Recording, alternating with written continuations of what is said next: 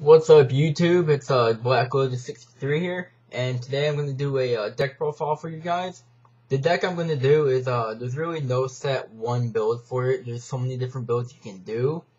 It's the Armor Ninjas. You can build, like, Photon Ninja, you can build, Dragon Ninja. There's so many different, kinds of builds you can do with this deck. It's just incredible. It's fun, it's consistent. So let's get into the deck profile and not waste any time. Alright, let's get into the build. It's just regular ninjas. There's nothing fancy about it. It's not Photon. It's just regular ninjas. So let's start off with the man with the plan. Ninja Grandmaster Hondo. You play 3 of them. Basically what he does is that he gets cards that you need to your hand, so you don't have to wait to draw them. And basically when he's normal summon, you add a ninjutsu art card to your hand. Or when he's flip summon or special summon, you add a ninja from your deck to your hand. So you add the ninja from your deck to your hand, and basically he helps get off the big plays that you need in this deck, so you don't have to wait. Next, we're running 2 Air Armor Ninjas. I don't run 3 because I feel 2 is enough. Basically, when he is summoned, you can decrease a ninja's level by 1 star, bringing level 5 to 4 or 4 to 3. Or 3 to level 2. Basically, he's good by bringing out like rank 3s turn 1 with the right plays and the right cards in your hand. Or you just can leave them at their set level when he's summoned. You don't have to activate their effects, but usually you would. And I'll show you the play that I usually wind up getting later, like turn 1. So next, we're running 3 Earth Armor Ninjas. Earth Armor Ninja is basically the Cyber Dragon of the deck. He's a level 5. He special summons from your hand to the field when you control no monsters and your opponent does. Basically, if you get him with Air Armor Ninja, you can bring out a rank 4 Xyz monster. Or you can, if you get him with the next card I'm going to show, you can bring out a level 5 at least. So that's 3 Earth Armor Ninjas, no more. The only reason why I don't run 2 Air Armor Ninjas is because it's you really only need 2 in this deck. Next, we're running 3 Flame Armor Ninjas. He is one of the best ninjas in the deck. Basically, when he's summoned, you can increase the ninja by 1 star. And basically, if you special summon Earth Armor Ninja and then you wind up playing Flame Armor Ninja, that's a level 5 Xyz monster right then and there. So you run 3 of him. There's really nothing else. And you can bring out rank 4s as well if you have like a level 3 ninja on the field. And just bring out, your big plays. He helps getting the big plays off. Next, we're running 3 Aqua Armor Ninjas. He is probably the best ninja in my opinion. He basically he's a Necro Garda. When if you have another ninja in your graveyard and your opponent attacks you directly, you banish him, and basically it stops the attack against your battle phase. It staves you for a turn. So 3 Aqua Armor Ninjas, I wouldn't run any less than 3. You need 3 in the deck. I'm running 1 Masked Ninja Ibisu. Basically because he's a dead draw most of the time, and basically he's a giant Trunade. As long as you control another ninja other than him on the field, you can return that many spell and trap cards on your opponent's side of the field to their hand. So I only run 1 because, like I said, he's mostly a dead draw. These next 5 are basically tech cards that I threw in that help add consistency to the deck. First off, we're running 3 Marauding Captains. Basically, he helps swarm the field. You summon him, you can bring out, let's say, Air Armor Ninja. Decrease Air Armor by 1 star. You're bringing out a level 3 turn 1. Usually, the monster that I bring out turn 1 with those 2 is usually Zenbane. So it's you need 3. It helps add swarming power to the field. It helps add consistency to the deck. Basically, 3 is plenty. Then finally, I like this card. I've always liked it since it came out. I don't see why anybody wouldn't want to run it in a just any deck. It should be a staple, and it's Exile Force. Exile Force because once it hits the field, you can tribute it and destroy an opponent's monster. I don't see what's better than that. It gets rid of a pesky monster that's, you know, stopping you from pulling off your big plays. So, Exile Force is amazing. I don't run 3 because I feel 2 is enough, and you don't really want to clog the deck with too many monsters. Even though I have seen decks out there with the Ninja build that have, like, full monsters. It's basically just 20 monsters. All these 20 you need based off of the, basically the ninjas. And getting off your XZ plays. So that's it for the monsters. Let's go into the spell and trap cards now. First off with the spells, I'm running 3 Warrior Returning to Lives because everybody in this deck is a Warrior monster. You play Warrior Returning to Life and then it adds a monster that you need to your hand. So it helps recycle. It's good in a Warrior deck. I don't see why you wouldn't want to run 3 of these. Next, we're running 2 MSTs because I feel 2 is enough. I don't see why you would want to run 4 because, well, not 4, 3 because it just clogs up the deck and 2 is plenty. It can get rid of these 2 can get rid of what you need as long as you combine them with like Ibisu. And clear the field of anything that feels threatened to you in their back row. Rhoda, because, like I said, everything in this deck is a warrior. And I don't see why you wouldn't want Rhoda in a warrior deck, because it helps add a card to your hand that you need, and you don't have to wait to draw it. Then the staples, Dark Hole, Monster Reborn, Pot of Avarice. It helps recycle your monsters and draw 2. And your monsters fill up the graveyard quickly. Heavy Storm, self-explanatory. There's plenty of back row destruction here. And then finally, for this spell, the final spell, we got Ninjutsu Art of Alchemy. Sorry, that's my phone. But, I run Alchemy because the Ninjutsu art cards are continuous. And you play this, it destroys your back row with the continuous ninjutsu art cards, and you get to draw 2, so that's always a plus side. It's 11 spells, it's a 40 card deck. Now for the traps, we got 3 Ninjutsu Art of Freezing. This card is good because when your opponent attacks, if you control a ninja, you flip it and activate it, and it stops your opponent's attack and it ends their battle phase. It saves you for a turn, and as long as this card remains face up on the field and you control a ninja, you can your opponent cannot change the battle positions of their monsters, which is always a good thing.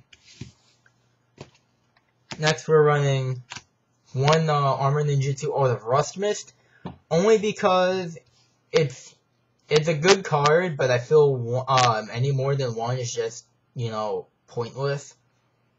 Rust Mist, basically, when your opponent special summons a monster, you activate this and it has their attack.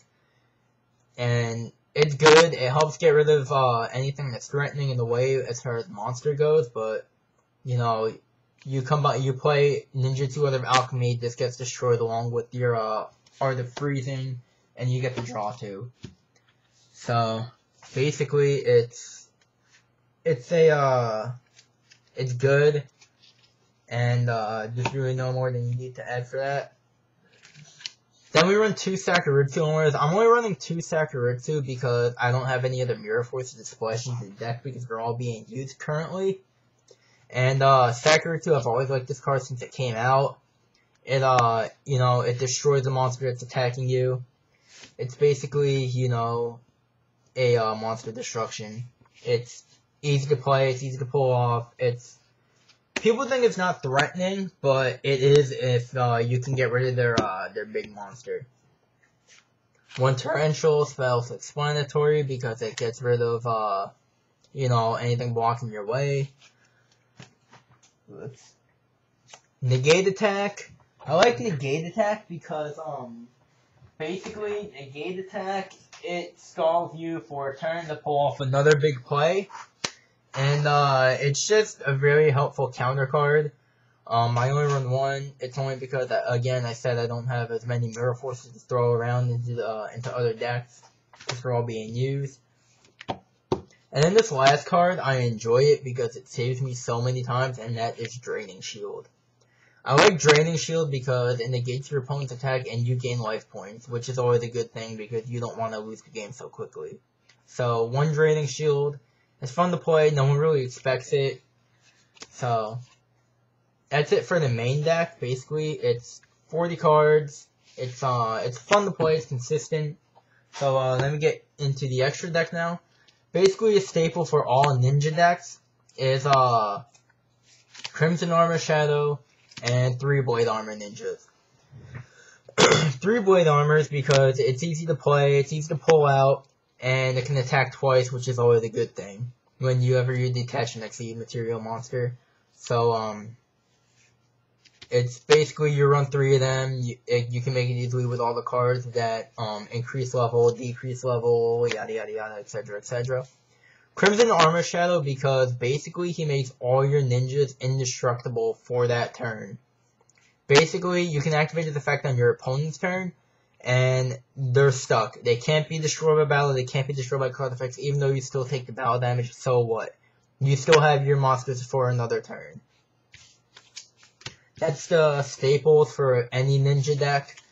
Now these are my cards that I've thrown in. Like I said, it's most of it's like universal for all my decks, so here's the rest of the extra deck. Chimera Tech Over Dragon because I don't have Fortress Dragon, so I have to deal with Over Dragon for now. I wish I had Fortress, but I don't. I run 3 Cybers in the extra deck. Not the extra deck, the side deck. So, I mean, I never really pull it out, but it's just good to have just in case. Leviathan, it's good. It's self-explanatory, it's good. Detach against 500. You know, it may not be a ninja, but it pops up to a 2400 beater, and it's easy to make, along with all the other XE monsters in this deck. This card I usually wind up pulling out turn 1, and it's Zenmaines. Zenmaines is amazing to pull out in this deck on turn 1. It stops your opponent. Everybody knows what Zenmaines does by now. If you don't, then I don't know what to say. But basically, I pull out Zenmaines turn 1 because I usually draw into Marauding Captain and Air Armor Ninja, so I play Marauding Captain and then a special Air Armor Ninja, decrease and overlay, boom. Zenmaines comes out turn 1. So, he's a good card. It's a staple basically in every deck now. Next, I'm running Excalibur. Excalibur is amazing, only because it can be made by 2 level 4 warriors, and everything in this deck is a warrior. Basically, what Excalibur does, you detach both of its materials, and it gains 4,000 attack until the end of your opponent's turn. That's a 4,000 beater. I don't know about you, but that's scary to face down. I'm running 2 Utopias, only because I don't have Utopia Ray. You never know when you're going to need Utopia. I wind up making him a lot.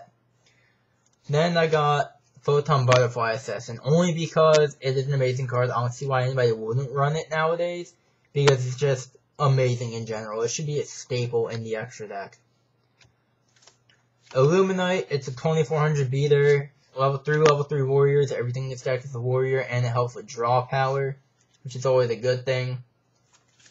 Gemini Pearl, he's a 2600 beater, self-explanatory, he's fun to pull out. Adrius, self-explanatory, he can be made with the increase and decrease in levels in this deck, so that's always a good thing. And then I'm running Exabeetle. Like I said, it's universal, and I really have no set extra deck. I usually use this extra deck for all my decks, except for, you know, I'll usually run 1 Blade Armor Ninja, and with the other 2 in my box with the rest of my ninjas. And finally, my Gyarados is a token, because Gyarados is the coolest Pokemon, and don't you ever forget it. That's it for the extra deck. Basically, this deck is focused on XZ summoning and pulling them out, beating your opponent down, and just winning. Now for the side deck, it's universal. I use it for all my decks, so here we go. Gores, self-explanatory. You can't see Gores. There you go. It's Ghost Rare. So, Scores, self-explanatory. King Tiger, he's an anti-meta lock card. I don't see why you wouldn't want to run him in the side deck. He's fun to pull out, and he just helps out a lot in the current meta. Macrocosmos, self-explanatory. This next card I wasn't sure about running, but I'm kind of glad that I do because TCG Player just had a write-up about it. And it is Needle Sealing. I was usually running Ultimate Offering in my side deck, but that's too risky to run now with everything that's running around in the current meta. So Needle Sealing was a good replacement for Ultimate Offering. Cyber Dragon because of Chimera Attack. I like this next card since it came out, and I really haven't stopped using it. Usually I main deck it in like every single one of my decks, and it's Noble in the Crossout. Noble in the Crossout is a good card. I don't see why you wouldn't want to side it or even main deck it now because of the number of set monsters that people play. If it's a flip effect, get rid of every flip effect in your opponent's deck. It's good against Gravekeepers. It is amazing against Gravekeepers because of that pesky spy.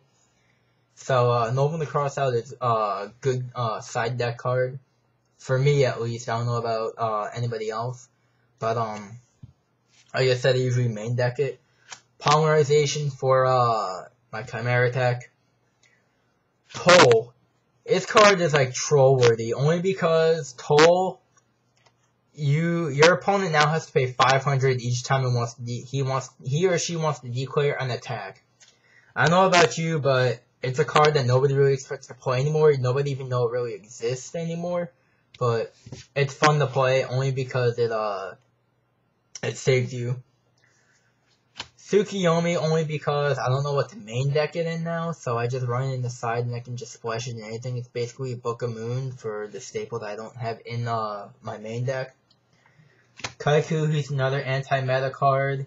He's basically self-explanatory as well. Morphing Jar, you never really know when you're gonna need it, so I just run him just in case. Cyber Dragon, there's the third one for Chimera Attack. Deck Devi, only because it's a fun card to play. It's a good card to pull out whenever you need it. I don't really use it that much, but it's just good to have. Swords, it's basically a stall card. It's good whenever you need it. And then finally, this last card is a card that like just trolls your opponent only because nobody expects you to have it. Kuriboh. Kuriboh is a card that you never even know exists anymore. Basically, your opponent attacks you thinking they won the game, and then you just pull Kuriboh out of nowhere. Sorry, but I'm safe for another turn. So, I like Kuriboh. It's basically the deck, 40 cards, 15 cards in each side deck. It's fun, it's consistent, like I said. Basically, that's it. I guess subscribe, comment below, tell me what you think about this deck, build it, try it out yourself. Go right ahead, I don't care. But, let me know what you guys think, give me some feedback. I always love feedback on my videos. Tell me what I can do to improve it. And, basically, until the next video, guys, this is Black Lotus 63.